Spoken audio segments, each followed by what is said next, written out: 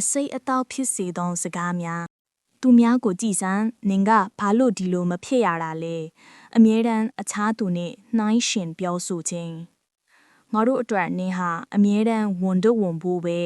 မိမိ၏တန်ဖိုးကိုနှိမ့်ချသွားစေရန်ပြောဆိုခြင်း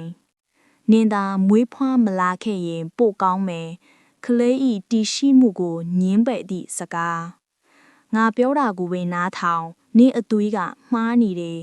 ကလေး၏ထင်မြင်ယူဆချက်ကိုလုံးမလက်မခံခြင်းနင်ငိုနေတာရေစရာကောင်းလိုက်တာယောက်ျားမိန်းကလေးမဟုတ်ဘူးလားခံစားချက်များကိုဖုံးကွယ်ရန်သို့မဟုတ်ရှက်ရွံ့ရန်ဖိအားပေးခြင်းနင်ဒီလိုဆက်လုပ်နေရင်ဘသူမှနင့်ကိုချစ်မှာမဟုတ်ဘူးချစ်ချင်းမေတ္တာနှင့်အပြုအမူကိုချိတ်ဆက်ပြောဆိုခြင်းနင်ဒီအလုပ်ကိုလုပ်ဖို့စွမ်းဆောင်ရည်မရှိဘူးကလေးဤစွမ်းရည်အပေါ်တန်တရားဝင်ပြီးအာရော့စေခြင်းနင်ကြောင့်ပဲငါဘဝပျက်စီးရတာမိဘဤစိတ်ဖြတ်အားငယ်မှုအတွက်ကလေးကိုအဖြစ်ပုံချခြင်းအခုံပြုံးပြလိုက်အစင်းပြေသလိုဟန်ဆောင်လိုက်စိတ်ရင်းမှန်ကိုဖုံးကွယ်ပြီးအပြင်ပန်းကိုသာဂရုစိုက်ရန်တောင်းဆိုခြင်း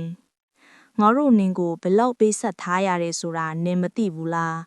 ပေးဆက်ထားမှုများအတွက်ကလေးကိုအမြဲအကျွေးတင်နေစေရန်ပြောဆိုခြင်း